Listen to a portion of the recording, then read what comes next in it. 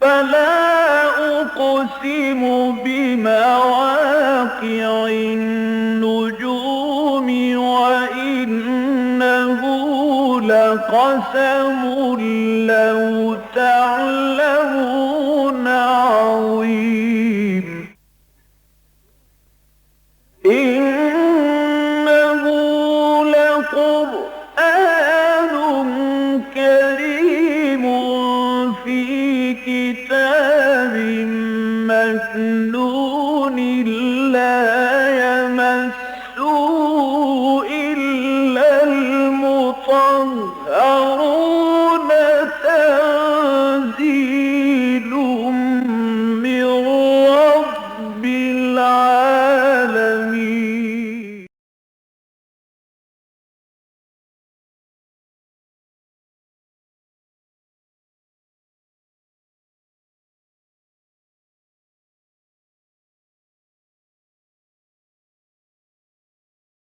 أعوذ بالله من الشيطان الرجيم. بسم الله الرحمن الرحيم. وقالت اليهود عزير ابن الله وقالت النصارى المسيح ابن الله، ذلك قولهم بأفواههم يضاهئون قول الذين كفروا من قبل قاتلهم الله أنى يؤفكون. اتخذوا أحبارهم ورهبانهم أربابا من دون الله والمسيح ابن مريم وما أمروا إلا ليعبدوا الله إلها واحدا لا إله إلا هو سبحانه عما يشركون. يريدون أن يطفئوا نور الله بأفواههم ويأبى الله إلا أن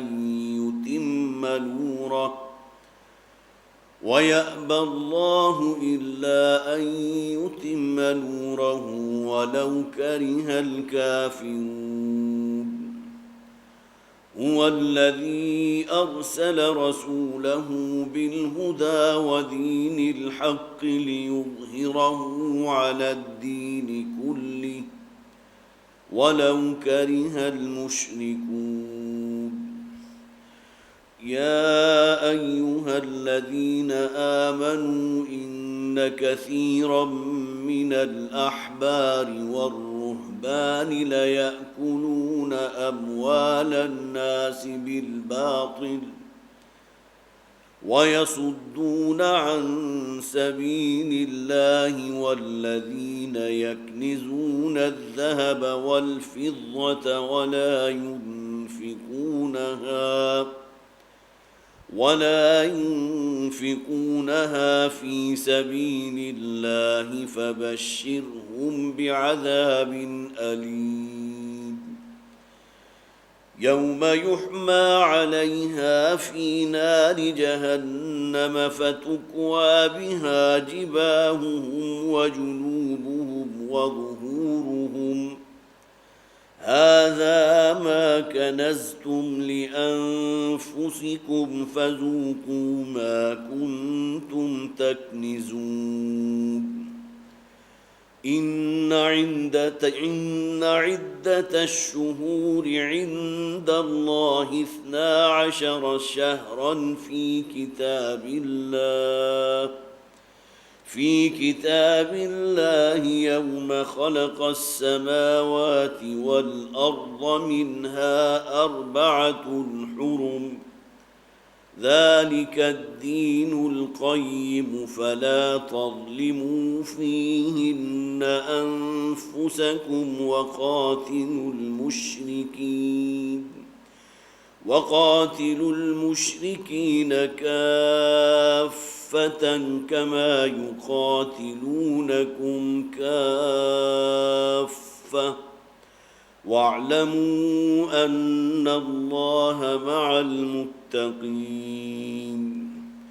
انما النسيء زيادة في الكفر يضل به الذين كفروا يحلونه عاما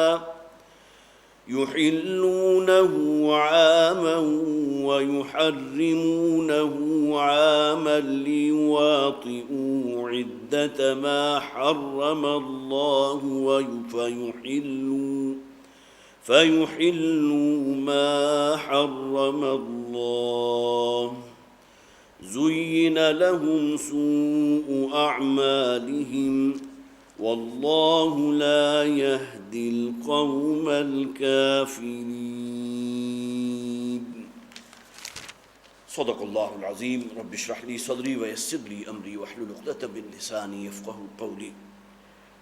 اللهم ألهمنا رشدنا واعذنا من شرور أنفسنا اللهم ألهمنا رشدنا واعذنا من شرور أنفسنا آمین یا رب العالمین۔ سورہ توبہ کے ان دو رکوعوں کے بارے میں رکوع نمبر 4 اور 5 آپ حضرات کو یاد ہوگا کہ میں نے عرض کیا تھا کہ یہ فتح مکہ کے بعد نازل ہوئے ہیں۔ رکوع نمبر 4 کا آغاز ہوا تھا غزوہ حنین کے ذکر سے،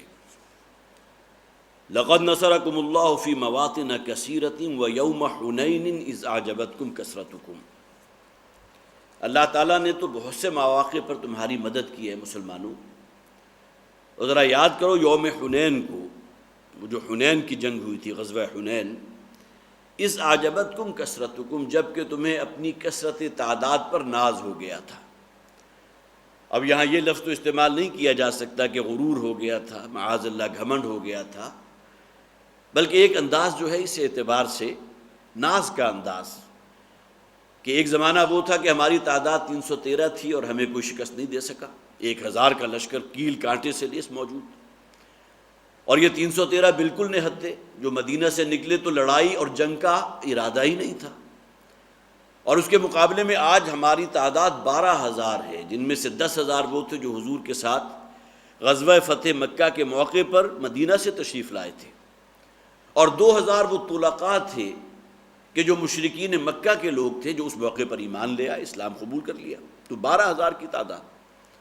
تو اِذْ أَعْجَبَتْكُمْ كَثْرَتُكُمْ، جب کہ تمہیں اپنے کثرت تعداد پر ناز ہو گیا تھا۔ لیکن اللہ تعالیٰ نے گویا کہ جیسا کہ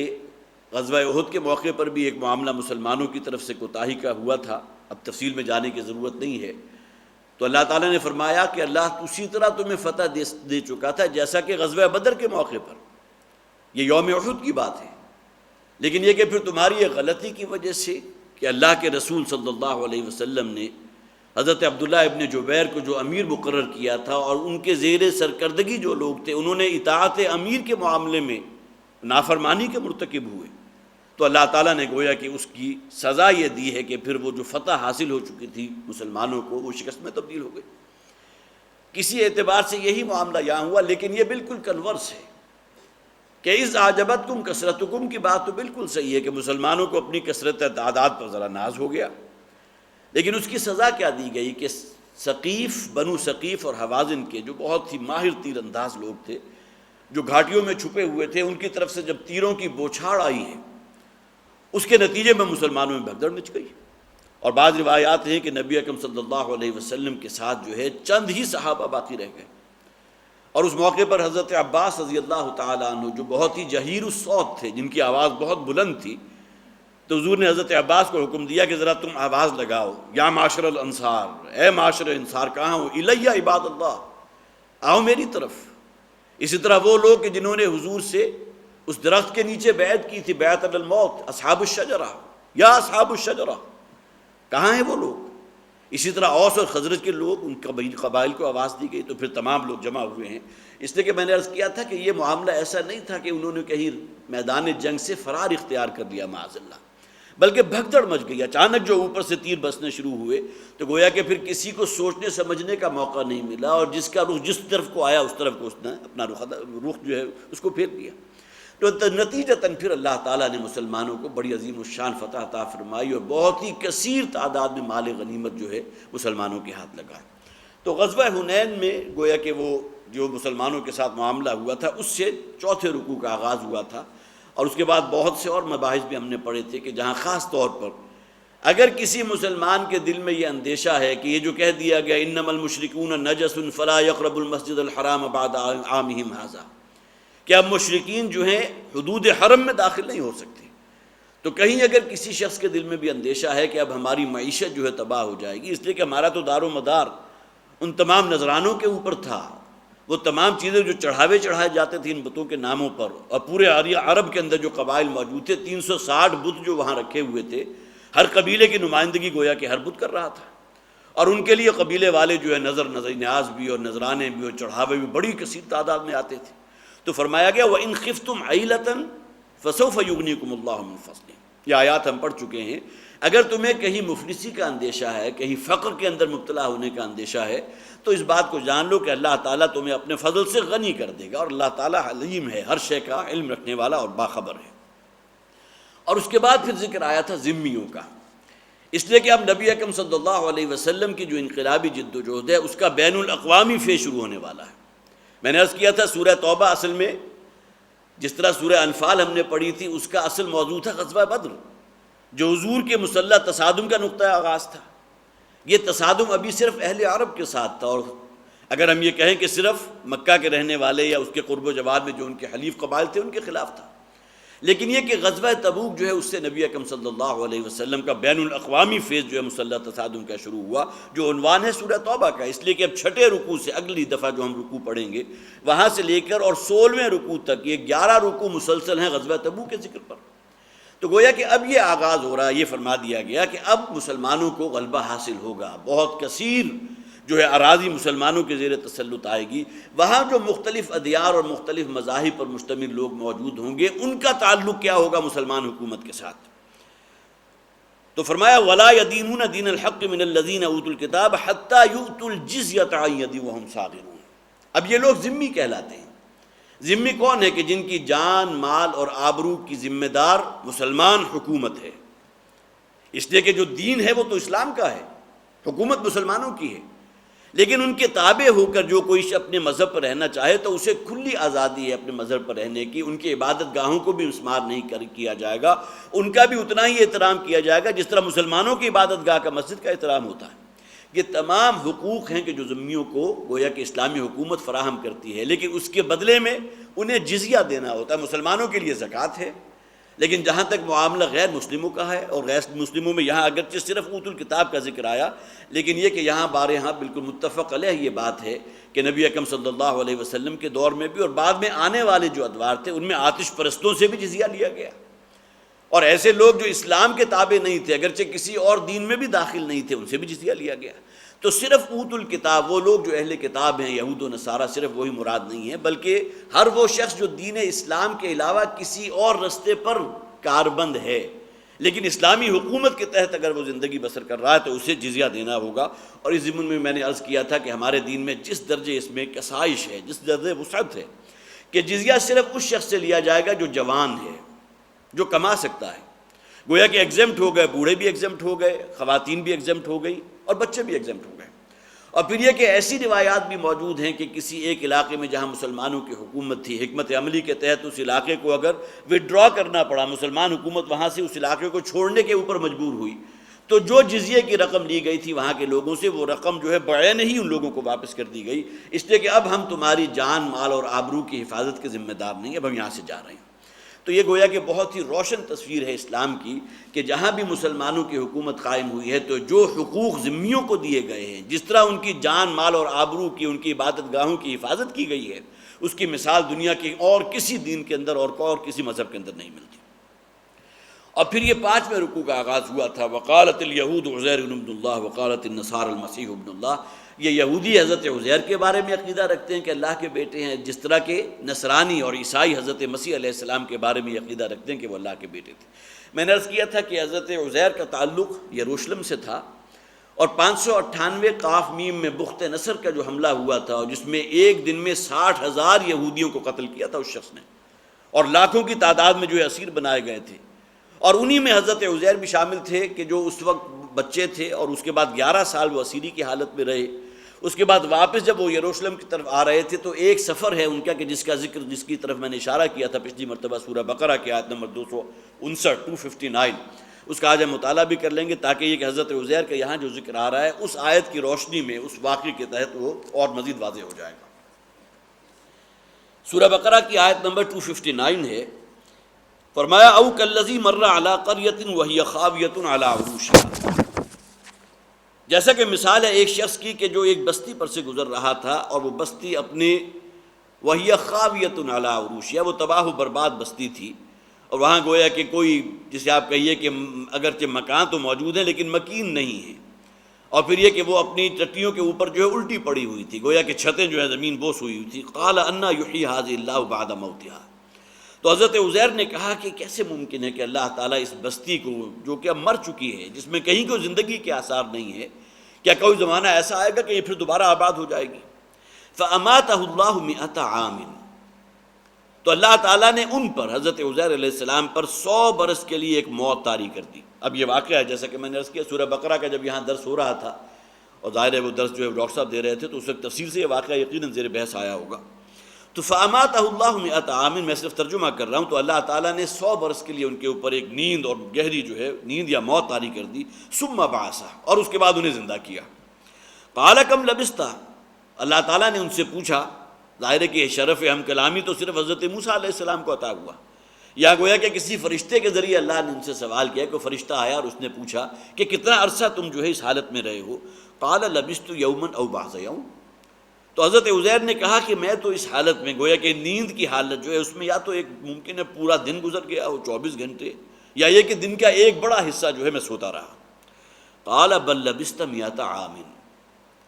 تو کہا گیا کہ بلکہ تم تو 100 برس اسی حالت میں رہے ہو۔ فانظر الی طعامک و شرابک لم یتسنہ، تو ذرا دیکھو اپنے کھانے کی طرف، یہ جو توشہ دان تمہارے ساتھ تھا، تم جب نکلے تھے تو اس کے اندر کچھ روٹیاں تھیں، کچھ سالن تھا، ذرا اس کا مطالعہ کرو، اس کو دیکھو، اس کو ملاحظہ کرو۔ لم یتسنہ، نہ تو وہ کھانے کی چیزیں نہ پینے کی چیزیں، ان کے اندر کہیں کوئی سڑان پیدا نہیں، بالکل اسی طرح تر و تازہ ہیں۔ وانظر الی حمارک، اور ذرا دیکھو اپنے گدھے کو کہ جس کی سواری تم کر رہے تھے، جس پر سوار ہو کر تم یہاں تک پہنچے تھے۔ وَلِنَجْعَلَكَ آیَةً لِلنَّاسِ، اور ہم تو اب اس کو لوگوں کے لیے ایک نشانی بنا دیں کہ وَانظُرْ إِلَى الْعِظَامِ كَيْفَ نُنشِزُهَا ثُمَّ نَكْسُوهَا لَحْمًا، گویا کہ حضرت عزیر علیہ السلام کے اوپر بھی یہ 100 برس کی جو نیند طاری گئی، یہ بھی اللہ تعالیٰ کی بڑی نشانیوں میں سے ایک نشانی ہے۔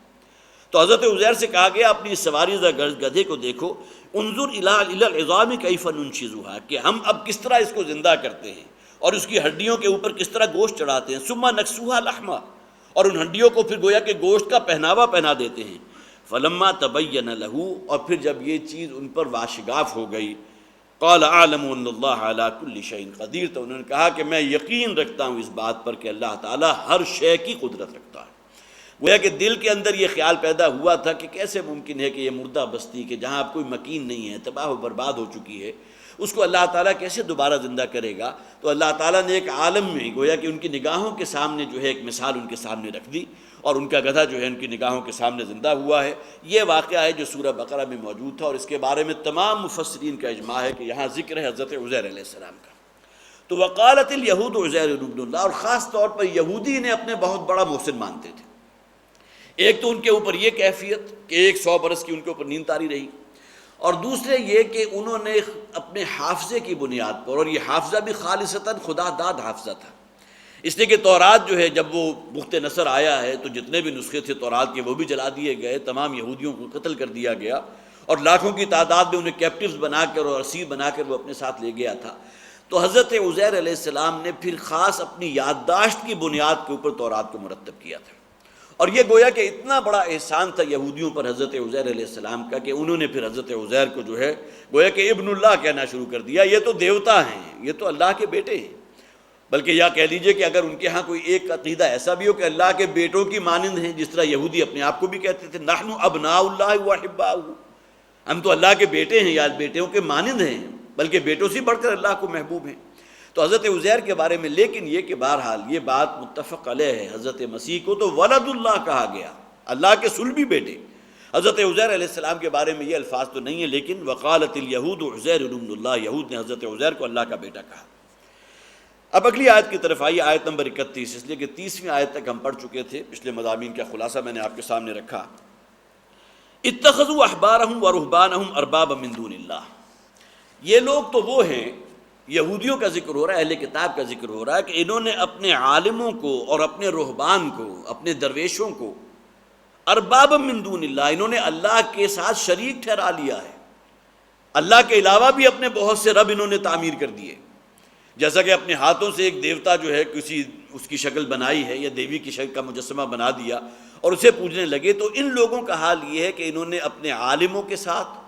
اور اپنے راہبوں کے ساتھ یہ معاملہ کیا کہ انہوں نے اپنا رب قرار دے دیا۔ حضرت عدی ابن حاتم رضی اللہ تعالیٰ عنہ، یہ حاتم طائی جن کا آپ نے نام سنا ہوگا، جو سخاوت اور اس میں بہت بڑا ایک سمبل ہے، ان کے بیٹے حضرت عدی جو مسیحی تھے، عیسائی تھے، حضور پر ایمان لے آئے۔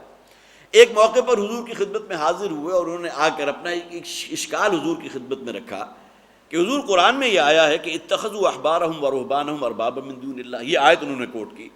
کہ ہم لوگوں نے شاید اپنے عالموں کو اور اپنے جو بھی راہب تھے، جو درویش منش لوگ تھے ہمارے ہاں، ہماری کمیونٹی میں، ہم نے انہیں اپنا رب قرار دے دیا تھا، حالانکہ ہمارے ہاں تو اس قسم کا کوئی عقیدہ موجود نہیں ہے، ہمارے ہاں تو یہ تصور قطعاً موجود نہیں کہ ہم نے اپنے عالموں کو اور اپنے راہبوں کو رب قرار دے دیا۔ تو حضور نے فوراً سوال کیا ان سے، اور حضور نے فرمایا کیا یہ سچ نہیں ہے کہ تمہارے عالم اور تمہارے راہب جس شے کے بارے میں کہہ دیتے تھے کہ یہ حرام ہے تم اسے حرام سمجھتے تھے، اور جسے کہہ دیتے تھے یہ حلال ہے تم اسے حلال جانتے تھے؟ تو حضرت عدی رضی اللہ تعالیٰ عنہ نے کہا، عدی ابن حاتم، انہوں نے کہا کہ ہاں حضور یہ معاملہ تو ہے کہ ہم نے وہ مقام تو ان کو یقیناً دیا تھا، گویا کہ ان کی زبان سے نکلی ہوئی ہر بات جو ہے ہمارے نزدیک ایسی تھی کہ جسے ماننا لازم تھا، ہم اس سے کوئی سروکار نہیں رکھتے، اس لیے کہ وہ بھی سمجھتے تھے کہ تورات کے اندر بہرحال وہ تورات اصلاً جو اصل نسخہ تھا وہ تو موجود نہیں ہے، لہذا ہمارے عالم اور ہمارے رہبان جو ہیں، ہمارے درویش منش انسان، جو لوگ وہ اپنی زبان سے جو کہہ دیتے تھے ہم اسے حق مانتے تھے، اور حضرت عدی نے گواہی دی ہاں یہ بات بالکل سچ ہے کہ جس شے کو وہ حرام ٹھہراتے تھے ہم اسے حرام جانتے تھے، جسے وہ حلال کہتے تھے ہم اسے حلال مانتے تھے۔ تو پھر حضور نے فرمایا کیا یہ بالکل وہی بات نہیں ہو گئی؟ حالانکہ علت اور حرمت یہ تو خالصتاً اللہ کا اختیار ہے، کس شے کو جائز قرار دینا ہے، کیا شے حلال ہے اور کون سی شے حرام ہے، کون سی شے ناجائز ہے، یہ تو صرف اللہ تعالیٰ کا کام ہے۔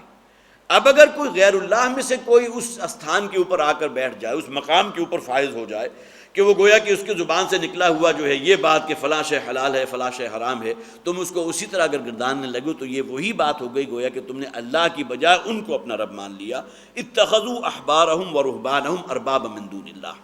احبار اصل میں حبر کی جمع ہے، حبر کہتے ہیں سیاہی کو۔ آج کل تو بہرحال بال پوائنٹ ہے، ہمارے ہاں سیاہی کا کوئی تصور نہیں، لیکن جس زمانے میں ہم چوتھی پانچویں چھٹی میں تھے تو دوات بھی ہوتی تھی، پھر قلم بھی ہوتا تھا، اور انگلش لکھنے کے لیے وہ جی کی نب ہوتی تھی یا زیڈ کی نب ہوتی تھی اردو لکھنے کے لیے، اور یہی وجہ ہے کہ آج اس زمانے کے جو پڑھے ہوئے لوگ ہیں ان کی ہینڈ رائٹنگز آپ دیکھیے، اور آج کے دور میں بال پوائنٹ کے ذریعے کام کرنے والوں کی ہینڈ رائٹنگز دیکھیے، زمین و آسمان کا فرق ہے۔ تو یہ حبر اصل میں سیاہی سے نکلا، گویا کہ اس سے ایک قلم کا تصور ہے، لکھنے والے۔ تو علماء وہ تھے کہ جو احبار تھے، جو لکھانا جن کا کام تھا، اور رہبان راہب کون ہے؟ جو درویش منش ہے، جس کا دنیا سے لذات دنیاوی سے کوئی تعلق نہیں ہے۔ تو اتخذوا احبارہم ورہبانہم اربابا من دون اللہ والمسیح ابن مریم، اور اسی طرح حضرت مسیح علیہ السلام جو مریم کے بیٹے ہیں، یہ ابن اللہ کہتے ہیں۔ وقالت المسیح وقالت النصارى المسیح ابن اللہ، اسی آیت سے پہلی آیت میں یہ بات آ گئی، حالانکہ مسیح جو ہے وہ ابن مریم ہیں۔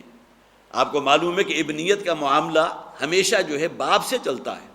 لیکن حضرت مسیح علیہ السلام کے چونکہ والد نہیں تھے، اللہ تعالیٰ کے خصوصی کلمہ کن کا ظہور ہوا، جو گویا کہ جو مرد کا ایک فیکٹر ہوتا ہے کسی تخلیق کے اندر، وہ فیکٹر حضرت مسیح علیہ السلام کی ولادت میں موجود نہیں ہے، لہذا مسیح ابن مریم ہیں، مریم کے بیٹے ہیں، مسیح ہیں۔ وما امروا الا لیعبدوا اللہ الہ واحدہ، اور ان کو تو نہیں حکم ہوا تھا مگر یہ کہ وہ عبادت کریں گے ایک اللہ کی، الہ واحدہ جو یکتا ہے، لا الہ الا ہو، نہیں ہے معبود سوائے اس کے کوئی، سبحانہ عما یشرکون، تو وہ پاک ہے ان تمام چیزوں سے جو ان کی طرف منسوب کی جا رہی ہیں۔ کسی کو اللہ کا بیٹا قرار دے دینا، کسی کو بیٹی قرار دے دینا، مشرکین عرب کے ہاں فرشتوں کے بارے میں یہ عقیدہ موجود تھا یہ اللہ کی بیٹیاں ہیں، لہذا ان کے ہاں اکثر و بیشتر دیوتا نہیں ہیں، دیویاں ہیں، لات، عزا، منات، یہ تمام کی تمام مؤنث ہیں، اور ان کو یہ سمجھتے تھے کہ یہ مؤنث نام ہے، یہ اللہ کی بیٹیاں ہیں، اور جس طرح بیٹیاں اپنے باپ کو بہت محبوب ہوتی ہیں اسی طرح یہ بیٹیاں اللہ کو بہت محبوب ہیں، لہٰذا ان کی جو ہے دیویاں بنا کر ان کی پوجا کرو تاکہ یہ خوش رہیں، ان کے نام پر نذرانے ہونے چاہیے، چڑھاوے چڑھنے چاہیے، اور یہ ہمارے اقداش جو اللہ تک پہنچا دیں گے۔ یہ تصور تھا ان کا۔ لا الہ الا ہو، اس کے سوا کوئی معبود نہیں، سبحانہ، وہ ان تمام تصورات سے پاک ہے، اما یشرکون، وہ شرک جو یہ لوگ کر رہے ہیں۔ یریدون ان یطفئوا نور اللہ بافواہہم، یہ بڑی مرکزی آیت ہے، اور اس کے بعد جو آیت آ رہی ہے وہ تو گویا کہ قرآن حکیم کا عمود ہے۔ حضرت شاہ ولی اللہ دہلوی رحمۃ اللہ علیہ نے اس آیت کو، جو یہاں آیت نمبر 33 ہے، اور قرآن میں 2 اور مقامات پر بین ہی وہی الفاظ ہیں جو اس آیت میں موجود ہیں، تو فرمایا یریدون ان یطفئوا نور اللہ بافواہہم، یہ چاہتے ہیں کہ اللہ کے نور کو اپنے منہ کی پھونکوں سے گل کر دیں۔ نور خدا ہے، کفر کی حرکت پہ خندہ زن، پھونکوں سے یہ چراغ بجھایا نہ جائے گا۔ اس لیے کہ منہ کی پھونکوں سے گل کر دینے سے کیا مراد ہے؟ گویا کہ باتیں ہیں، کسی کو پاگل کہہ دیا، کسی کو مجنون کہہ دیا، کسی کو کوئی اور گالی دے دی، اور پھر یہ کہ ان کا تو یہ طریقہ بھی تھا کہ معاذ اللہ اللہ تعالیٰ کو جو ہے اس کے بارے میں بڑے نازیبا الفاظ استعمال کرتے تھے۔ تو یہ معاملہ صرف منہ کی پھونکوں تک نہیں رہا بلکہ ہاتھوں تک بھی پہنچا ہے، تشدد بھی ان پر ہوا ہے، کیسا کیسا تشدد صحابہ کرام پر ہوا۔ تو گویا کہ چاہتے ہیں اپنے ان ہتھ کنڈوں کی وجہ سے شاید یہ اللہ کے نور کو، نور توحید کو گل کر دیں گے، اس شمع توحید کو، اس کو جو ہے ختم کر دیں گے۔ یریدون ان یطفئوا نور اللہ بافواہہم ویأبی اللہ الا ان یتم نورہ ولو کرہ الکافرون، اور اللہ تعالیٰ تو حقیقتاً پسند نہیں کرے گا مگر یہ کہ اپنے اس نور کا اتمام فرما کر رہے گا۔ یہ تو اللہ کی حکمت ہے۔ محمد صلی اللہ علیہ وسلم اللہ کے آخری رسول ہیں، ان کے بعد تو اب کسی نبی اور رسول کو نہیں آنا۔ یہ دین آخری دین ہے، یہ دین تا قیامت رہنے کے لیے آیا ہے، اور نبی اکرم صلی اللہ علیہ وسلم نے اپنی حیات مستعار جو اللہ نے اس مہلت عمر اس دنیا میں دی تھی، جزیرہ نما عرب کی حد تک اس دین کو غالب کر دیا۔ گویا کہ آپ کا وہ انقلابی جد و جہد کا ایک فیز مکمل ہو گیا۔ اب دوسرا فیز وہ ہے کہ جس کا تعلق پورے کرۂ ارضی کے ساتھ ہے، اور حضور کی وہ احادیث بارہا آپ نے یہاں سنی ہے انہی مجالس میں، کہ قیامت سے پہلے ایک دور آ کر رہے گا جب کہ کوئی اینٹ اور گارے کا بنا ہوا خیمہ، کوئی جو ہے وہ مکان نہیں ہوگا، کوئی اون کا بنا ہوا خیمہ ایسا باقی نہیں رہے گا، مگر یہ کہ اللہ کا دین وہاں تک پہنچ جائے گا، ان خیموں تک بھی، ان گھروں تک بھی۔ یا یہ کہ دنیا کے مشرق اور مغرب اللہ تعالیٰ نے میرے سامنے عیاں کر دیے، تمام چیزیں مجھ پر واضح کر دی، اور میں نے دیکھا کہ اللہ کا دین جو ہے اس پورے کرۂ ارضی کے اوپر جو ہے اس کا تسلط ہوا ہے۔ تو گویا کہ وہ اس شان کے ساتھ جو نبی اکرم صلی اللہ علیہ وسلم نے جس کا آغاز کیا تھا جزیرہ نما عرب کی حد تک، وہ آیات اس سورہ مبارکہ کے پہلے رکوع میں ہم پڑھ چکے ہیں، فَإِذَا انسَلَخَ الْأَشْهُرُ الْحُرُمُ فَاقْتُلُوا الْمُشْرِكِينَ حَيْثُ وَجَدتُّمُوهُمْ، اور اس کے بعد پھر یہ کہ بین الاقوامی فیز کا حضور نے آغاز فرما دیا، اور اس کے بعد پھر یہ کہ ان آنکھوں نے دیکھا، حضرت عمر کا دور دیکھیے، حضرت عثمان رضی اللہ تعالیٰ عنہ کا دور دیکھیے، کتنا وسیع و عریض اراضی ہے جو زیر تسلط آئی ہے مسلمانوں کی۔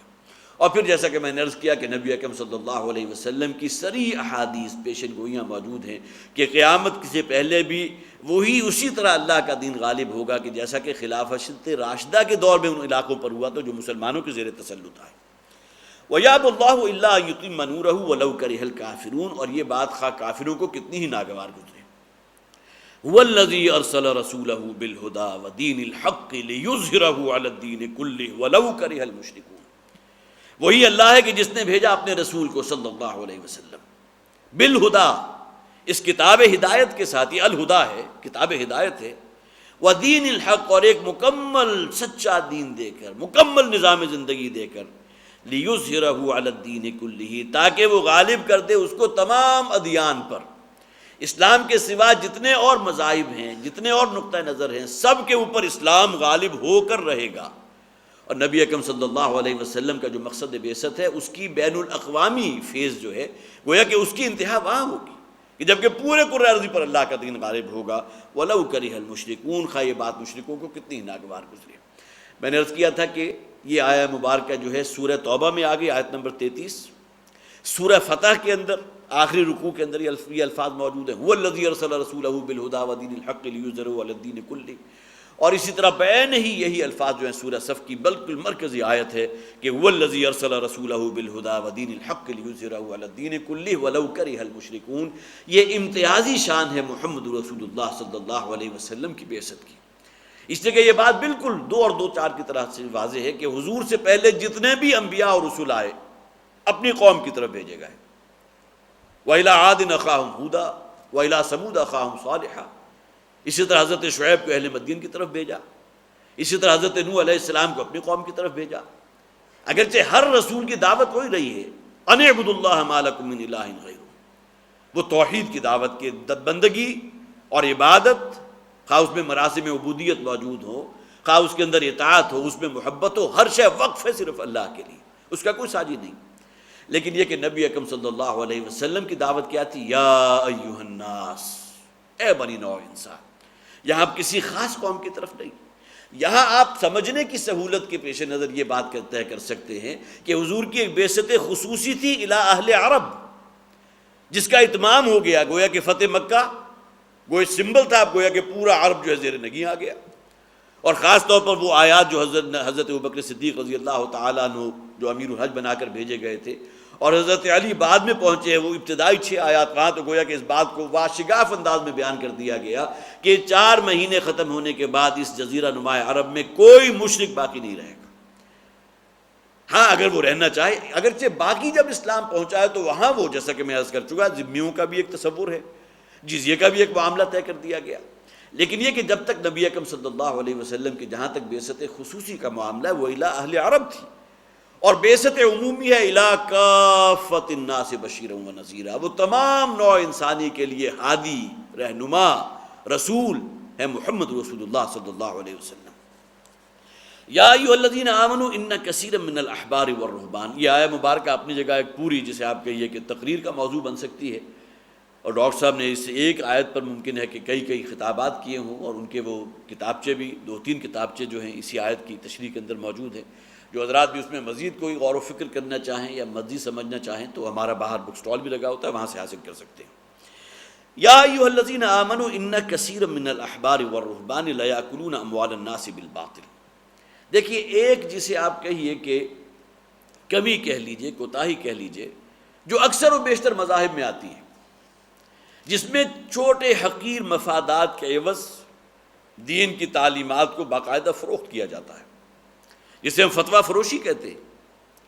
اسی ضمن میں وہ بھی آ جائیں گے، مختلف ہیلے بہانوں سے اکوموڈیٹ کرنے کی کوشش کرنا، ہاں بھئی تمہاری تو یہ مجبوری ہے، چلو ٹھیک ہے، اس کے لیے جو ہے ہم یہ ایک ہیلا بیان، باب الحیل کے نام سے ہمارے ہاں پورے جو ہے ابواب موجود ہیں۔ یہ چیزیں کہاں آتی ہیں؟ جہاں کہ معاملہ وہاں اس مقام تک پہنچ جائے کہ حقیر سے مفادات، جس کو قرآن میں بھی کہا گیا کہ لا تشتروا بآیات اللہ ثمنا قلیلا، اللہ تعالیٰ کی آیات کو اس دنیا کی حقیر سی فائدہ حاصل کرنے کے لیے حقیر سی رقم کے عوض تم فروخت کر دیتے ہو۔ اور سب سے بڑا چارج جو ہے یہ یہودی علماء کے اوپر لگا تھا، کہ جس میں سیاق و سباق سے بالکل صرف نظر رکھتے ہوئے ایک آیت ہے اور اسے ایک مفہوم اخذ کر دیا، اس سے آگے بڑھ کر آیات کو کھرچ کر تورات میں سے نکال دیا گیا، منسوخ کر دیا گیا، اور اپنی طرف سے یہ کہا گیا کہ نہیں، اب اس کی جگہ یہ حکم ہے، جیسا کہ حضرت عدی ابن حاتم رضی اللہ تعالیٰ عنہ کا وہ قول میں نے آپ کو سنا دیا، جب انہوں نے کہا تھا کہ ہمارے ہاں تو یہ عقیدہ موجود نہیں ہے کہ ہم نے اپنے علماء کو اور اپنے درویشوں کو اور راہبوں کو اللہ کا مد مقابل بنا دیا ہو یا رب مانتے ہو، تو حضور نے کہا تھا کہ اگر وہ کسی شے کے بارے میں کہہ دے کہ یہ حلال ہے، تم کہتے نہیں ہو کہ وہ حلال ہے؟ ہاں یہ تو تھا، اور کسی کے بارے میں ان کا فتویٰ آ جائے یہ حرام ہے آئندہ سے، تو تم اسے حرام سمجھتے تھے۔ تو یہ چیز جو ہے آیت، اللہ تعالیٰ کی آیات کو نہ صرف یہ کہ سیاق و سباق سے کتمان حق کسے کہیں گے، حق بات کو چھپا جاتے ہیں، پھر یہ کہ اس کے اوپر ملمہ چڑھا دینا، حق بات ہے لیکن اس کے اوپر ایسا ملمہ چڑھا دیا، ایسی چمک دمک اس کے اندر جو ہے گلٹرنگ ہے، اس کے اندر جو ہے امپریشن دے دیا کہ اس کے اندر باطل شامل ہو گیا۔ یہ تمام چیزیں گویا کہ بدرجہ اتم یہودی علماء کے اندر موجود تھی، جو ایک 4 شیٹ سورہ بقرہ کے اندر 15 رکوع مسلسل ہیں، یا بنی اسرائیل، اے بنی اسرائیل کے لوگوں، اے یہودیوں، اللہ تعالیٰ کے کتنے بڑے بڑے انعامات و احسانات تمہارے اوپر ہوئے ہیں، لیکن تمہارا یہ معاملہ رہا اللہ کی کتاب کے ساتھ، یحرفون الکلم عن مواضعہ،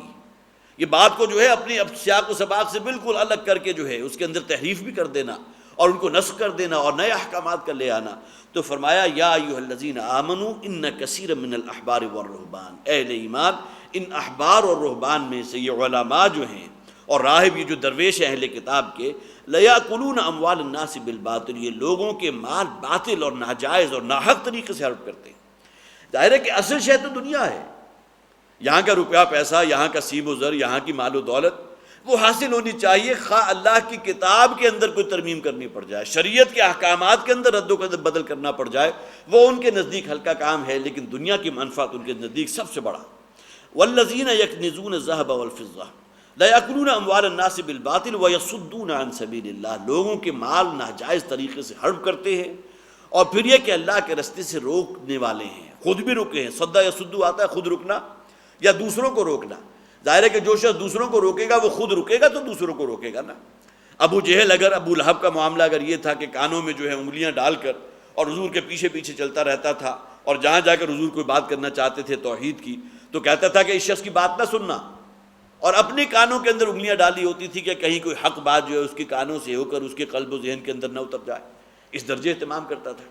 تو صد یصد، خود رکنا اور دوسروں کو بھی روکنا۔ الذین یصدون عن سبیل اللہ، وہ لوگ کہ جو اللہ کے راستے سے خود بھی رکتے ہیں اور دوسروں کو بھی روکتے ہیں۔ والذین یکنزون الذهب والفضة، یہ بڑی سخت آیت ہے، اور اس کا تعلق جو ہے ہمارے ہاں مفسرین میں سے اگرچہ بہت قلیل ہیں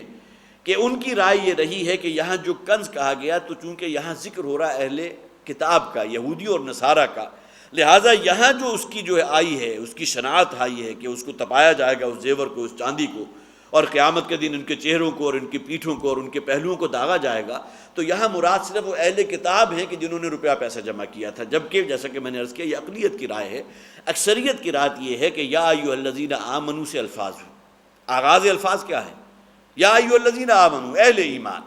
اگرچہ وہاں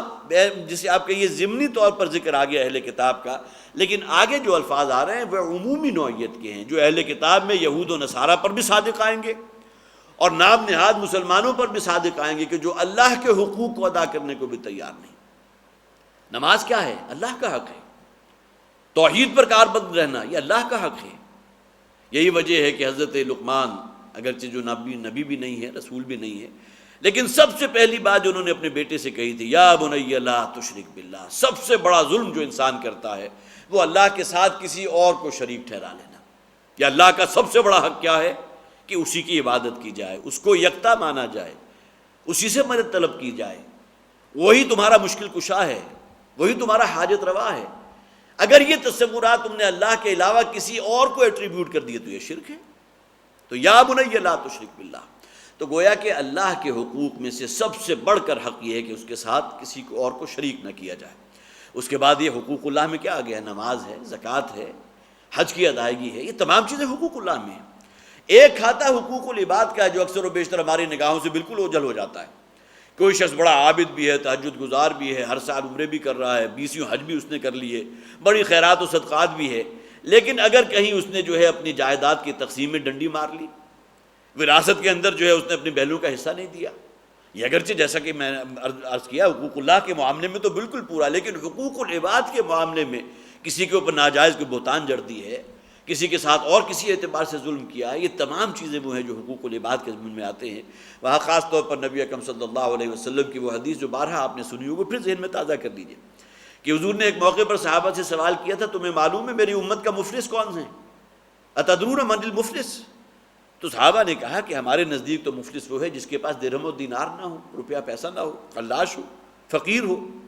تو حضور نے فرمایا نہیں، میری امت کا مفلس وہ ہوگا کہ حقوق اللہ کے ضمن میں تو بہت عبادات بھی ہیں، نمازیں بھی ہیں، تہجدیں بھی ہیں، روزے بھی ہیں، نفلی روزے بھی ہیں، عمرے بھی ہیں، حج بھی ہے، سب کچھ ہے، لیکن حقوق العباد کے معاملے میں کسی کا مال ناجائز ہڑپ کر لیا، کسی پر ظلم کیا تھا، کسی کے اوپر بہتان ترازی کر دی تھی، کسی کی غیبت کی تھی، کسی کو ایسا طعنہ دیا تھا جو اس کے جگر کے پار ہو گیا، یہ تمام چیزیں حقوق العباد کے ضمن میں آتی ہیں۔ پھر حضور نے فرمایا کہ اس شخص کی جو ہے نیکیاں، وہ جو اس کی بڑی عبادتیں تھیں، جو ریاضت کی تھیں، جو تہجدیں تھیں، وہ تمام ان لوگوں پر تقسیم کر دی جائیں گی کہ جن کے حقوق اس نے غصب کیے تھے، جن کے ساتھ ظلم اور ناانصافی کا معاملہ کیا تھا، تا آ کے اس کی نیکیوں کا وہ بہت بڑی بھاری جو گٹھری ہے وہ ختم ہو جائے گی، پھر ان لوگوں کے گناہ اس کے نامہ اعمال میں داخل کیے جائیں گے اور بالآخر اسے جہنم میں جھونک دیا جائے گا۔ یہ ہے میری امت کا مفلس، حضور نے کہا۔ ہم لوگ تو مفلس اسی کو سمجھتے ہیں، گویا کہ اس دن اصل کرنسی جو ہے ہمارے نزدیک تو اصل کرنسی اس دنیا کی کرنسی ہے نا، کس شخص کے پاس کتنے پیٹرو ڈالرز ہیں، کتنا روپیہ پیسہ ہے، کتنا بینک بیلنس ہے، کتنے ایسٹس ہیں، جبکہ قیامت کے دن اصل کرنسی جو ہے وہ انسان کے اعمال ہیں۔ اور وہاں بھی خاص طور پر نوٹ کیجئے کہ اللہ تعالیٰ جہاں ہے یقیناً غفار بھی ہے، ستار بھی ہے، تواب بھی ہے، لیکن وہ حقوق اللہ کے ضمن میں ہے۔ حقوق العباد کے معاملے میں ہر انسان کو کسی دوسرے کے اوپر اگر ظلم کیا ہے، ناانصافی کا معاملہ کیا، تو اسی دنیا میں اپنا حساب جو ہے وہ اس کے ساتھ صاف کر کے جانا چاہیے۔ تو لا یاکلون اموال الناس بالباطل ویصدون عن سبیل اللہ، وہ لوگوں کا مال جو ہے ناجائز طریقوں سے ہڑپ کرتے ہیں، اور پھر یہ کہ اللہ کے رستے سے خود بھی روکتے ہیں، انہیں بھی روکتے ہیں۔ والذین یکنزون الذهب والفضة، اور وہ لوگ کہ جو جمع کرتے ہیں کنز کے بارے میں عرض کر رہا تھا کہ اکثر و بیشتر جو ہے تقریباً تمام مفسرین کی رائے یہ ہے کہ یہاں وہ مسلمان بھی ان میں شامل ہیں کہ جن کے پاس ایسا مال و دولت موجود ہے جس پر زکوٰۃ ادا نہیں کی گئی، گویا کہ کنز وہ شمار ہوگا۔ الذین یکنزون الذهب والفضة، آج تو بہرحال بہت سی اور شکل بھی ہے، ریئل اسٹیٹ کی بہت بڑی ایک شکل ہے کہ انسان جو ہے روپیہ پیسہ کہاں تک سنبھال کر رکھے گا، بڑی جو ہے قطع اراضی اس نے خرید لی۔ اسی طرح اور بھی بہت سی شکلیں ایسی موجود ہیں کہ انسان کو روپے پیسے کی اتنی ضرورت نہیں ہوتی، لیکن اس زمانے میں سوائے سونا اور چاندی کے اور کوئی شے ذخیرہ کی نہیں جا سکتی تھی۔ پیپر کرنسی اس وقت اگر تھی بھی تو کس شکل میں تھی اس کے بارے میں میں کچھ نہیں جانتا، نہ میری تحقیق ہے، لیکن اصل شے جو جمع کی جاتی تھی وہ سونا اور چاندی تھا، جو آج بھی اگر آپ جو بھی ہمارے مفکرین ہیں جن کا خاص یہ فیلڈ ہے وہ یہ سمجھتے ہیں کہ آج بھی اصل ایسٹ جو ہے وہ سونا ہے، اور یہ ہے کہ جو اس آج کے دور سے 1400-1500 برس پہلے اور اس سے پہلے بھی چلے جائے، جو سب سے بڑا جسے آپ کہیں گے کہ جو اصل دولت تھی وہ سونا تھی۔ الذین یکنزون الذهب والفضة، وہ لوگ کہ جو گاڑ کر رکھتے ہیں، جو جمع کر کر رکھتے ہیں سونا بھی اور چاندی بھی، ولا ينفقونها فی سبیل اللہ، اور اسے اللہ کے راستے میں خرچ کرنے کو تیار نہیں۔ اب یہاں مراد کیا ہے کہ یہ سونا رکھنا یا چاندی رکھنا کوئی جرم نہیں ہے، اگر اس پر زکوٰۃ ادا کر دی جائے تو متعدد احادیث موجود ہیں، پھر وہ پاک ہو جاتا ہے، وہ مال یا سونا و وہ سیم و زہر جو کچھ بھی موجود ہے وہ تمام پاک اور صاف ہو جاتا ہے، گویا کہ وہ نجاست اور آلائش اس سے دور ہو گئی اگر آپ نے حقوق اللہ اور اس کا جو ہے زکوٰۃ کا نصاب اس کے مطابق ادا کر دیا۔ لیکن اگر ادا نہیں کر رہے اور اب یہ گویا کہ یہ وہ کنز میں شامل ہو گیا، کنز وہ مال کہ جس پر زکوٰۃ نہ دی گئی ہو، تو فرمایا گیا فبشرہم بعذاب علیم، تو ان لوگوں کو تو دردناک عذاب کی خوشخبری سنا دی گئی۔ یوم یحمى علیہا فی نار جہنم، اب یہ الفاظ بہت سخت ہیں، اور خاص طور پر ہم لوگ جیسے کہ میں نے عرض کیا کہ اس آیت کا تو آغاز یا ایھا الذین آمنوا کے الفاظ سے ہوا، جو اس معاملے میں محتاط نہیں ہیں، روپیہ پیسہ ہے یا یہ کہ سونا ہے، کچھ اور چیزیں ہیں، اگرچہ اس کے اندر اجتہادی بہت سے ایسی چیزیں ہیں جس میں آپ فتویٰ جا کر اپنے علاقے کے جو بھی مفتی ہیں ان سے لے سکتے ہیں کہ پلاٹ اگر کسی شخص کے پاس بہت ہیں، آیا صرف ایک جو اس نے اپنی استعمال کے لیے رکھا ہے وہ زکوٰۃ سے خارج ہوگا، اور باقی آپ نے صرف ٹریڈنگ کے لیے ہیں وہ تمام کے تمام اس کے مال کے اندر آ جائیں گے کہ جس کے اوپر زکوٰۃ لازم ہے۔ یہ تمام چیزیں وہ ہیں جو آج کے دور کی اختراع ہے کہ جس میں آپ اپنے ہاں سے اس کے جو ہے فتویٰ بھی حاصل کر سکتے ہیں اور صحیح حکم جو بھی حکمت اور احکامات ہیں اس تک پہنچ سکتے ہیں۔ لیکن یہ کہ یوم یحمى علیہا فی نار جہنم، یہ روپیہ پیسہ اور یہ سونا اور چاندی جس پر زکوٰۃ ادا نہیں کی گئی، اس کے بارے میں فرمایا گیا کہ قیامت کے دن ان کو جہنم کی آگ میں تپایا جائے گا، فَتُكْوَىٰ بِهَا جِبَاهُهُمْ وَجُنُوبُهُمْ، اور اس کے بعد یہی سونا اور چاندی اور یہ مال ہوگا کہ جو جن سے داغا جائے گا ان کی پیشانیوں کو بھی، وَجُنُوبُهُمْ ان کے پہلوؤں کو، وَظُهُورُهُمْ اور ان کی پیٹھوں کو، هَٰذَا مَا كَنَزْتُمْ لِأَنفُسِكُمْ یہ ہے وہ کنز، یہ وہ مال کہ جس پر تم نے زکوٰۃ ادا نہیں کی تھی، وہ سونا چاندی جو گویا کہ پاک نہیں ہو سکا تھا، یہ ہے اب لہٰذا فبشرہم بعذاب علیم، جیسا کہ پچھلی آیت میں آیا تھا کہ بہت شدید عذاب اس کی خوشخبری دے دیجئے۔ ھذا ما کنزتم لانفسکم، یہ ہے وہ سونا اور چاندی کے جو تم نے اپنے لیے سنبھال کر رکھا تھا جس پر زکوٰۃ ادا نہیں کی، فذوقوا ما کنتم تکنزون، تو اب چکھو مزہ اس کا، اس تمام کنز کا کہ جو تم نے جمع کیا ہے، جو جمع کرتے رہے۔ اس ضمن میں متعدد احادیث موجود ہیں جو واقعتاً گویا کہ تعبیر بن جاتی ہے اس اعتبار سے قرآن حکیم کے ان الفاظ کی تعبیر۔ حضرت ابو ہریرہ رضی اللہ تعالیٰ عنہ راوی ہیں، بخاری شریف کی روایت موجود ہے، میں نے ایک بخاری سے لی تھی اور ایک مسلم سے لی تھی، اگرچہ متعدد احادیث ہیں۔ ظاہر ہے کہ جس شے کے بارے میں قرآن حکیم کے الفاظ اس درجے گاڑھے ہوں، اس درجے سخت ہو کہ ان کو جہنم کی آگ میں تپایا جائے گا، یہ نہیں کہ ان کو گرم کیا جائے گا۔ ایک تو دنیا کی آگ ہے کہ جس کے اوپر آپ کسی شے کو تپا لیتے ہیں، اس کا ٹیمپریچر زیادہ سے زیادہ کیا ہوگا، 500 600 700 800 900 ڈگری سینٹی گریڈ۔ ایک جہنم کی آگ ہے کہ جس سے گویا کہ جس کے بارے میں آپ کوئی تصور نہیں کر سکتے، اس آگ میں اس کو تپایا جائے گا تو اس کی جو حدت اور تمازت ہوگی، اور پھر اس کے ذریعے اس سونے اور چاندی کے ذریعے داغا جائے گا ان کی پیشانیوں کو بھی اور ان کے پہلوؤں کو بھی اور ان کی پیٹھوں کو بھی. تو ھذا ما کنزتم لانفسکم، یہ ہے وہ اصل میں کنز جو تم نے جمع کیا تھا. تو حضرت ابو ہریرہ رضی اللہ تعالیٰ عنہ راوی ہیں، بخاری شریف کی روایت ہے کہ حضور نے فرمایا کہ وہ مال کہ جس پر زکوٰۃ ادا نہ کی گئی ہو، قیامت کے دن اللہ تعالیٰ اس مال کو ایک انتہائی زہریلے سانپ کی شکل میں اس کے گلے میں توق کی شکل میں حائل فرما دے گا، اور وہ اس پورے دن، اور آگے اس حدیث کے اندر یہ الفاظ موجود ہیں، اور وہ دن 50,000 برس کا دن ہوگا. وہ قیامت کے دن کو اپنے ان دنیا کے دنوں پر جو ہے وہ تعبیر نہ کرو، 50,000 برس کا دن، اور اس پورے دن وہ سانپ جو ہے اس کے جبڑے کے اوپر جو ہے وہ مسلسل ڈستا رہے گا، کبھی دائیں طرف اور کبھی بائیں طرف. اور دوسری حدیث مسلم شریف کی روایت ہے، اس کے راوی حضرت ابو ہریرہ رضی اللہ تعالیٰ عنہ، وہ فرماتے ہیں کہ قیامت کے دن اس کا تمام مال اور اس کا سونا اور اس کا چاندی جو ہے تختوں کی شکل میں وہاں حاضر کیا جائے گا، اور ان تختوں کو جہنم میں تپایا جائے گا، اور اس کے بعد ان تختوں کے ذریعے، یہ گویا کہ تشبیہ ہو گئی اس آیہ مبارکہ کی، اس کی پیشانی کو، حدیث میں بھی یہ الفاظ ہیں کہ اس کی پیشانی کو، اس کے پہلوؤں کو اور اس کے پیٹھوں کو تختوں کے ذریعے داغا جائے گا، اور یہ عمل مسلسل 50,000 برس تک اس شخص کے ساتھ ہوتا رہے گا. گویا کہ ابھی وہ جو ابدی سزا ہے جہنم کی وہ شروع نہیں ہوئی، یہ تو قیامت کا دن ہے جس میں ابھی گویا کہ عدالت خداوندی کا کٹہرا ہے. اور وہ دن کتنا بڑا ہوگا جس کے بارے میں جیسا کہ میں نے عرض کیا مختلف روایات ہیں، اس دن کی شدت، اس کی غلظت، کہ جس کے بارے میں یہ بھی فرمایا یوم یجعل الولدان شیبا، وہ اتنا شدید ہوگا، اتنا گویا کہ غلظت ہوگی اس دن کے اندر کہ بچے بوڑھے ہو جائیں گے اور جس کا کوئی اینڈ نہیں ہوگا، 50,000 برس جس کا دورانیہ ہوگا. اور یہ گویا کہ اس قیامت کے دن یہ عذاب ہے جو ان لوگوں کو دیا جائے گا کہ جن کے مال ان کے پاس موجود رہے اور اس پر زکوٰۃ ادا نہیں کرتے رہے. تو ھذا ما کنزتم لانفسکم، یہ ہے وہ سونا جو تم نے اپنے لیے جمع کیا تھا، فذوقوا ما کنتم تکنزون، تو اب چکھو اس عذاب کا مزہ جو اس سونے کی وجہ سے تمہیں دیا جا رہا ہے. ان عدت الشہور عند اللہ 12 شہرا فی کتاب اللہ، اللہ کے نزدیک تو مہینوں کی گنتی 12 کی تعداد میں ہے، فی کتاب اللہ، اللہ کے حکم کے مطابق، اللہ کی کتاب کے مطابق. اصل میں یہ آیہ مبارکہ وہ ہے کہ جہاں ایک خاص معاملے کا ذکر کیا گیا جو ان مشرکین عرب کے اندر موجود تھا، اس لیے کہ آگے بھی فرما دیا گیا منہا 4 حرم، کہ ان 12 مہینوں میں سے 4 مہینے وہ ہیں جنہیں اشہر حرم کہتے ہیں، جو حرمت والے مہینے ہیں، جن میں گویا کہ کوئی قتال، کوئی جنگ، دوسرے کی جان لے لینا، کوئی ظلم کرنا، یہ گویا کہ بہت بڑا گناہ شمار ہوتا تھا. وہ عام حالات میں بھی گناہ ہے، لیکن اسی گناہ کا صدور اگر اشہر حرم کے اندر ہو جائے، حرمت والے مہینوں کے اندر، تو بہت اس کی شناعت بہت بڑھ جاتی تھی. یہ عربوں کے ہاں ایک تھا، اور اللہ تعالیٰ نے گویا کہ اپنی اس کتاب میں بھی ان کی حرمت کو برقرار رکھا ہے. یہ 4 مہینے کون سے تھے؟ ذوالقعدہ ہے، ذوالحجہ ہے، محرم ہے. یہ 3 مہینے تو کنزیکٹیو آ گئے، اس لیے کہ انہیں ایام حج کہتے ہیں. آج کل کی طرح جو ہے تیز رفتار سواریاں تو موجود نہیں تھی، لہذا دور دراز سے اگر کوئی شخص عمرہ حج کے لیے روانہ ہوا تو 1 مہینہ یا 20 دن پہلے یا 40 دن پہلے وہ روانہ ہوگا. لہذا ذوالقعدہ کو اس میں شامل کیا گیا. ذوالحجہ جو ہے اس میں تو حج خود موجود ہے،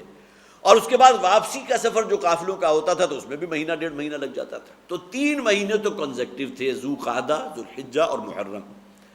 اور 1 مہینہ جو ہے اشہر حرم میں رجب کا مہینہ تھا. یہ رجب کا مہینہ خاص طور پر، یہ مشرکین عرب میں پہلے بھی یہ بات عرض کر چکا ہوں، اپنے آپ کو دین ابراہیمی پر سمجھتے تھے، حج اور عمرے کی عبادت ان کے ہاں موجود تھی. تو رجب کے مہینے میں عام طور پر مختلف قبائل جو ہے وہ سفر اختیار کرتے تھے بیت اللہ کا عمرے کی غرض سے. تو رجب کا مہینہ بھی گویا کہ وہ پورا کا پورا اشہر حرم میں آ گیا. یہ بھی حرمت والے مہینوں میں شامل ہے کہ جس میں گویا کہ ہر شخص کی جان، مال اور آبرو محفوظ رہنی چاہیے، اور اگر کوئی شخص اس کی خلاف ورزی کا مرتکب ہوگا تو بہت بڑا عذاب جو ہے، بہت بڑا گناہ اس شخص نے کمایا ہے.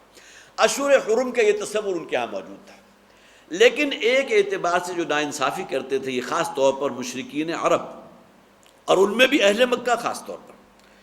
چونکہ ان کے پاس خدائی اختیارات ہیں. جس طرح احبار اور رہبان کا ذکر آ گیا، اہل کتاب میں ان کے پاس وہ اختیارات تھے کہ جسے چاہتے تھے حرام ٹھہراتے تھے، جسے چاہتے تھے حلال جانتے تھے. اسی طرح ان لوگوں نے بھی طے کر دیا تھا جس مہینے، جس سال میں ان کا یہ خیال ہوتا تھا کہ ہمیں فلاں قبیلے کے اوپر جو ہے کوئی کرنی ہے، ان کے ساتھ معاملہ کرنا ہے اور ان کے جو اوپر حملہ کرنا ہے، تو اس مہینے اگر وہ حملے کا ارادہ ان کا کسی ایسے مہینے میں آ رہا ہے جو اشہر حرم میں شامل ہے، تو وہ کہتے تھے کہ بھئی اس سال کے لیے جو اشہر حرم یا رجب نہیں ہوگا بلکہ جمادی ثانی ہوگا. اب یہ کہہ کر جو ہے وہ اپنا جو ہے جو بھی انہیں کام کرنا ہوتا تھا وہ کرتے تھے. یہ نسی کا ایک قاعدہ انہوں نے ایجاد کر دیا تھا. وہ 2 اعتبارات سے تھا. ایک تو یہ کہ وہ اس کے اندر یہ تبدیلی کرتے تھے کہ اپنی مرضی سے جس مہینے کو چاہا، حالانکہ رجب جو ہے وہ اشہر حرم میں شامل ہے، ذی قعدہ شامل ہے، ذی الحجہ شامل ہے، لیکن یہ کہ اپنی مرضی سے اگر چاہا تو رجب کو جو ہے کہا جائے کہ اس سال جو ہے یہ ذو قعدہ اشہر حرم میں نہیں ہے بلکہ ذو قعدہ کی بجائے شوال آ گیا۔ اب یہ اختیارات ان کے پاس تھے، تو نسی کے معاملے میں جو انہوں یہاں فرمایا گیا اگلی آیت میں آ جائے گا، انما النسیء زیادۃ فی الکفر، یہ نسی کا انہوں نے جو ڈھونگ رچا لیا ہے، اپنی مرضی سے جو چاہتے ہیں کرتے ہیں، یہ اپنے کفر کے اندر اور زیادہ گویا کہ مزید طغیانی اور مزید بغاوت کے اندر مرتکب ہوئے۔ تو ایک اعتبارات سے تو یہ تھا کہ اپنی مرضی سے چاہا تو جس مہینے کو چاہا انہوں نے حرام ٹھہرا دیا، جس کو چاہا حلال کر دیا، اور دوسرا ایک اور نسی کا قاعدہ بھی ان کے ہاں موجود تھا، اور وہ یہ تھا کہ ہر 3 سال کے بعد ایک مہینہ جسے مہینہ کسبیہ کہتے تھے وہ زائد لے آتے تھے، تاکہ حج جو ہے وہ اپنے اسی مہینے کے اندر رہے، اپنی سہولت برقرار رکھنے کے لیے۔ اب بالکل یہ ہے، آپ حضرات کے علم میں ہے کہ ہمارے ہاں جو بھی قمری تقویم ہے، جو اصل خدائی تقویم ہے، اللہ تعالیٰ نے اتنا مستحکم نظام جو بنایا ہے، سورج کا طلوع ہونا غروب ہونا گویا کہ یہ آپ کے لیے آئیڈینٹیفائی کر رہا ہے ایک دن کے وقفے کو، دن شروع ہو گیا سورج طلوع ہونے سے، دن ڈھل گیا یا ختم ہو گیا سورج غروب ہونے کے بعد، یہی معاملہ رات کا وائس ورثہ ہو جائے گا۔ اور یہ چاند کی مختلف شکلیں ہیں، چاند طلوع ہو رہا ہے، پھر بڑا ہے، پھر اس کے بعد بدر کی شکل اختیار کر گیا، پھر آہستہ آہستہ کم ہو گیا۔ اب گویا کہ ان چاند کو دیکھ کر ہی ہر شخص کے، کسی کے پاس کیلنڈر نہیں ہے لیکن اسے معلوم ہو جائے گا کہ آج 7 تاریخ ہے، آج 21 تاریخ ہے، اب یہ 14 تاریخ ہو گئی، ممکن ہے 15 ہو 14 ہو، اس لیے کہ تھوڑا سا فرق ہوتا ہے۔ بدر کے اندر ہلکی طرح جو ہے ہلکا سا ایک کنارہ اگر کٹا ہوا ہو تو آپ کہہ سکتے ہیں کہ 13 تاریخ ہے، 14 تاریخ یا 15 تاریخ ہے، ورنہ ہے کہ 14 کا مکمل ہوتا ہے۔ تو یہ جو تقویم ہے اللہ تعالیٰ کی دی ہوئی کہ جو ہمیشہ سے رہی ہے،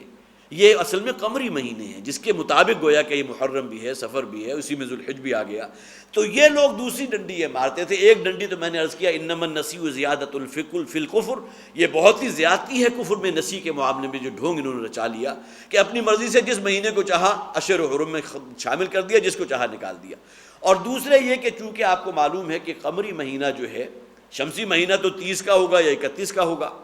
تو سال مکمل ہونے پر جو آپ کا قمری سال ہے وہ تقریباً 10 یا 11 دن کم رہتا ہے،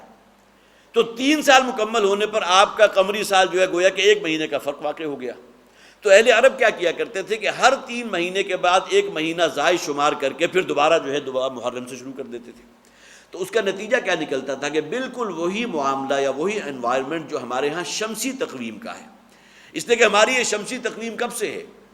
اس کے بارے میں معتبر ذرائع میرے پاس موجود نہیں، لیکن یہ کہ بہرحال حضرت عیسیٰ علیہ السلام کا جو معاملہ تھا، قاف میم کا جہاں بھی ذکر آتا ہے، وہ تمام شمسی تقویم کے حوالے سے۔ آج اگر ہم بیٹھے ہوئے ہیں جس سال کے اندر بھی 2004 میں، 2008 کے اندر، تو یہ بھی شمسی تقویم کے حوالے سے۔ لیکن یہ کہ قمری تقویم اللہ تعالیٰ کی خدائی تقویم ہے، جو ایک بہت ہی نیچرل نظام ہے جو اللہ تعالیٰ نے بنا دیا، کہ جس کے لیے کسی کیلنڈر کی ضرورت نہیں ہے۔ لیکن ان لوگوں کا اس کے اندر دوسری زیادتی یہ تھی کہ ہر 3 سال کے بعد 1 مہینہ، مہینہ زائدہ، مہینہ کسیبہ یا کسبیہ، 2 الفاظ آتے ہیں، اس نام سے یہ شامل کر دیا کرتے تھے، جس کی وجہ سے یہ ہوتا تھا کہ حج اگر سردیوں میں تو بس سردیوں میں رہے گا۔ جس طرح آپ کو معلوم ہے آج کل ونٹر ویکیشن جو ہیں، جب سے ہم بھی اسکول میں تھے اس وقت بھی وہ ہوتی تھی وہی اپنا دسمبر کے آخری اینڈ میں، اور آج اگر 30-35 سال کے بعد وہ اسی وقت ہو رہی ہیں، اس لیے کہ اس کا تعلق جو ہے موسموں کے ساتھ ہے، یہ شمسی تقویم کا۔ جبکہ قمری تقویم کے اندر اللہ تعالیٰ نے یہ برکت رکھ دی کہ حج کبھی گرمیوں میں آ رہا ہے، کبھی سردیوں میں آ رہا ہے۔ اسی طرح پھر روزے جو ہیں،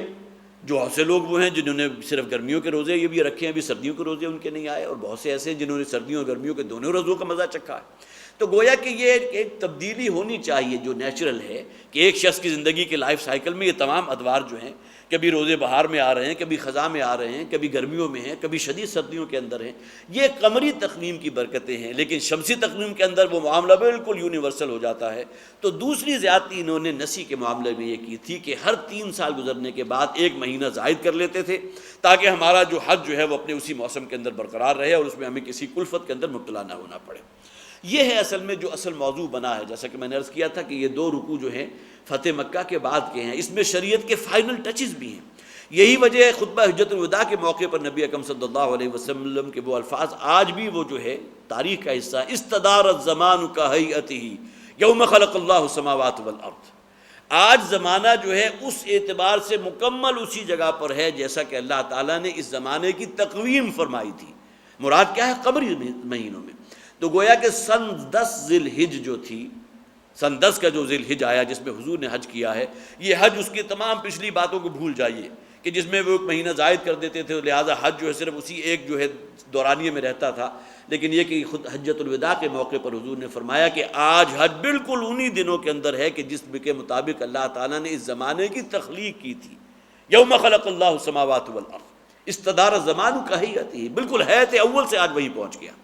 تو گویا کہ اس کے بعد سے لے کر آج تک معاملہ جو ہے اسی اللہ کی قمری تقویم کے معاملے سے جو ہے چل رہا ہے. اور اس سے پہلے جیسے کہ میں نے عرض کیا کہ یہ نسی کا قاعدہ جو ان کا ایک بہت بڑا فراڈ تھا، بہت بڑا ڈھونگ تھا، جو انہوں نے یہاں خاص طور پر مکہ کے رہنے والوں نے اپنے ہاتھ میں اس کا اختیار لے لیا تھا، اس کی یہاں نفی کی گئی. تو ان عدت الشہور عند اللہ 12 شہرا فی کتاب اللہ. آپ صرف ترجمہ کر لیجئے تو انشاءاللہ مفہوم آپ پر واضح ہوگا کہ اللہ تعالیٰ کے نزدیک تو مہینوں کی گنتی 12 ہے اللہ کی کتاب میں. یوم خلق اللہ السماوات والارض، جب سے اللہ تعالیٰ نے زمین و آسمان کی تخلیق فرمائی، منہا 4 حرم، ان 12 میں 4 مہینے جو ہیں وہ اشہر حرم ہیں، حرمت والے مہینے ہیں، مقدس مہینے. ذالک الدین القیم، یہ ہے سچا دین، سیدھا دین. گویا کہ اس کے اندر تم نے جو وہ معاملہ کیا تھا، بندر بانٹ کی تھی اپنی مرضی سے، اس کا کوئی معاملہ نہیں ہے. فلا تظلموا فیہن انفسکم، تو اے لوگو اس معاملے میں اپنے اوپر ظلم نہ کرو. گویا کہ جو لوگ یہ کام کرتے رہے تھے، نسی کا یہ جو فراڈ انہوں نے ایجاد کر لیا، تو بہت بڑا ظلم کیا تھا انہوں نے. وقاتلوا المشرکین کافۃ کما یقاتلونکم کافۃ، اور اے مسلمانوں تمہیں ان مشرکوں کے خلاف جنگ کرنی ہے، ان تمام مشرکوں کے خلاف جس طرح کہ وہ تمہارے خلاف جنگ کے لیے تیار ہیں. وَاعْلَمُوا أَنَّ اللَّهَ مَعَ الْمُتَّقِينَ، اور جان لو کہ اللہ تعالیٰ تو متقین کے ساتھ ہے، ان لوگوں کے ساتھ ہے جو اللہ کا تقوی اختیار کرنے والے ہیں. یہاں بھی نوٹ کر لیجئے، اگرچہ بات ہو رہی ہے اشہر حرم کی، اگرچہ بات ہو رہی ہے اس قمری تقویم کی، لیکن مسلمانوں کا جو اصل نصب العین ہے اس کو اس میں درمیان میں لیا ہے. وَقَاتِلُوا الْمُشْرِكِينَ كَافَّةً كَمَا يُقَاتِلُونَكُمْ كَافَّةً. اے مسلمانوں یہ مشرک تمہارے سے مقابلہ کرنے میں پیچھے نہیں ہے، یہ متحد ہو کر تمہارے خلاف جو ہے نبرد آزما ہے. اسی طرح ہے مسلمانوں تمہیں ان کے خلاف قتال کرنا ہے. انما النسیء زیادۃ فی الکفر، اس کی تشریح میں کر چکا ہوں کہ یہ نسی کا معاملہ جو انہوں نے کیا ہے، جو ڈھونگ رچایا، یہ اپنے کفر میں اور زیادہ زیادتی کے مرتکب ہوئے. یضل بہ الذین کفروا، اور گمراہی میں پڑے ہیں اس سے وہ لوگ جو کافر ہیں. یحلونہ عاما ویحرمونہ عاما، اور اس لیے کہ اس کے مطابق یہ کسی مہینوں کو اپنے لیے حلال ٹھہرا لیتے ہیں، تفصیل میں بیان کر چکا ہوں، اور کسی مہینے کو اپنے لیے حرام ٹھہرا لاتے ہیں. لیواتئوا عدۃ ما حرم اللہ، تاکہ گنتی پوری کر لیں ان مہینوں کی جو اللہ تعالیٰ نے حرام ٹھہرائے. 4 مہینے تو ہیں، اس کو تو وہ لوگ بھی مانتے تھے، لیکن اپنی مرضی سے چاہا تو رجب کی جگہ کبھی ربیع الاول کو لے آئے، کبھی رجب کی جگہ جو شوال کو لے آئے، اس کی طرف اشارہ کیا گیا. یہ گویا کہ بہت بڑا ظلم ہے جو انہوں نے کیا ہے. فَيُحِلُّ مَا حَرَّمَ اللَّهُ، نتیجتاً یہ کہ اللہ تعالیٰ نے جن مہینوں کو حرام قرار دیا تھا، جن کی حرمت کو پامال کرنا بہت بڑا گناہ تھا، اس کو انہوں نے حلال ٹھہرا دیا. زُيِّنَ لَهُمْ سُوءُ أَعْمَالِهِمْ، ان کے اعمال ان کے لیے بڑے مزین کر دیے گئے، بڑے خوش ہیں اپنی اس بندر بانٹ کے اوپر جو انہوں نے کام کیے ہیں. وَاللَّهُ لَا يَهْدِي الْقَوْمَ الْكَافِرِينَ، اور اللہ تعالیٰ ایسے کافروں کو ہدایت نہیں دیتا. گویا کہ یہاں یہ چوتھا اور 5واں رکوع جیسا کہ میں نے عرض کیا تھا، اس کے اندر جہاں وہ فائنل بات بھی آ گئی جس کا ذکر نبی اکرم صلی اللہ علیہ وسلم نے حجۃ الوداع کے موقع پر کہا تھا، استدار الزمان کہیئتہ، آج زمانہ بالکل اسی مقام پر آ گیا جبکہ جس حساب سے اللہ نے اس کی تقویم فرمائی تھی وہ قمری تقویم کا معاملہ ہے. اور اس کے بعد اب 6 رکوع سے انشاءاللہ غزوہ تبوک، اور اس کے بارے میں جب ہم اس کا مطالعہ کریں گے تو معلوم ہوگا کہ کس طرح کا جو ہے اللہ تعالیٰ کی طرف سے سخت تبصرے بھی ہیں ان لوگوں پر جو کہنے کو تو مسلمان تھے لیکن جہاد سے اور قتال سے اور اللہ کے راستے میں جو ہے اپنی جان و مال صرف کرنے سے وہ جو ہے صرف نظر کرتے تھے یا اس سے گھبراتے تھے. اللہ تعالیٰ ہمیں قرآن حکیم کو سمجھنے کی اور اس پر عمل کرنے کی توفیق عطا فرمائے. بارک اللہ لی ولکم فی القرآن العظیم ونفعنی وإیاکم بالآیات والذکر الحکیم.